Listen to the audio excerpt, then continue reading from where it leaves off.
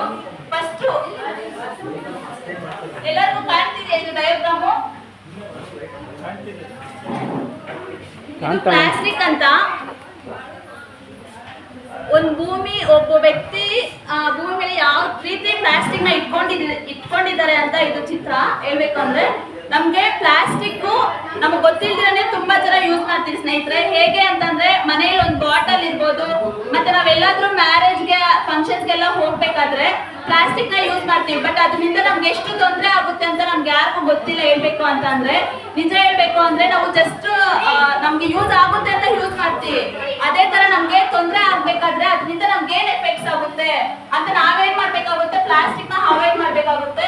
ನಾವು ಪ್ಲಾಸ್ಟಿಕ್ ನ ಅವಾಯ್ಡ್ ಮಾಡಿದ್ರೆ ಮುಂದೆ ಬರ್ತಕ್ಕಂಥ ಒಂದು ಪೀಳಿಗೆಗೂ ಸಹ ಪ್ಲಾಸ್ಟಿಕ್ ನಮ್ಮನ್ನ ನೋಡಿ ಅವರು ಇನ್ಸ್ಪೈರ್ ಆಗ್ತಾರೆ. ಇವರೇ ಪ್ಲಾಸ್ಟಿಕ್ ಯೂಸ್ ಮಾಡಲ್ಲ, ಇನ್ನು ನಾವೇ ಯೂಸ್ ಮಾಡ್ಬೇಕು ಅಂತ. ಅದೇ ತರ ಸ್ನೇಹಿತರೆ, ಪ್ಲಾಸ್ಟಿಕ್ ನಿಂದ ಆಗುವ ತೊಂದರೆಗಳು ಏನು ಅಂತ ಅಂದ್ರೆ, ಪ್ಲಾಸ್ಟಿಕ್ ವಸ್ತುಗಳ ಬಳಕೆಯಿಂದ ಕ್ಯಾನ್ಸರ್ ರೋಗವು ಬರುತ್ತದೆ ಅಂತ ಹೇಳ್ಬೋದು.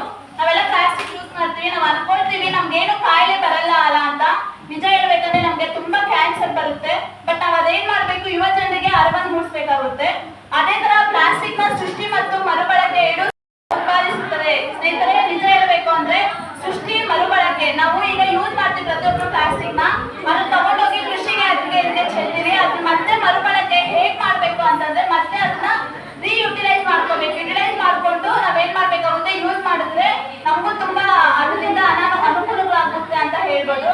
ಅದೇ ತರಹ ಪ್ಲಾಸ್ಟಿಕ್ ಬಳಕೆಯಿಂದ ಗಾಳಿ, ನೀರು ಮತ್ತು ಭೂ ಮಾಲಿನ್ಯವಾಗುತ್ತದೆ.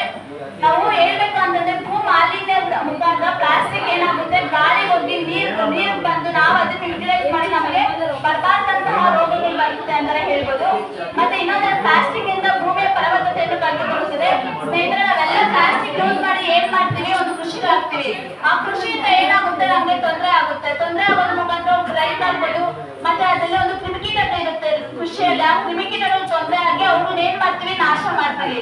ನಾಶ ಮಾಡೋದ್ರ ಮೂಲಕ ನಮ್ಗೆ ಫಲವತ್ತತೆ ಅನ್ನೋದು ಕೊಡಲ್ಲ, ನಮ್ಗೆ ಕೃಷಿ ಕಲ್ತ್ಕೊಬಿಡುತ್ತೆ. ಅದೇ ತರಹ ನಮ್ಗೆ ಏನ್ ಮಾಡುತ್ತೆ, ಪ್ಲಾಸ್ಟಿಕ್ ತುಂಬಾ ಅಪಾಯಕಾರಿ ಅಂತ ಹೇಳ್ಬೋದು ಸ್ನೇಹಿತರೆ. ನೆಕ್ಸ್ಟ್ ಕೃಷಿಯ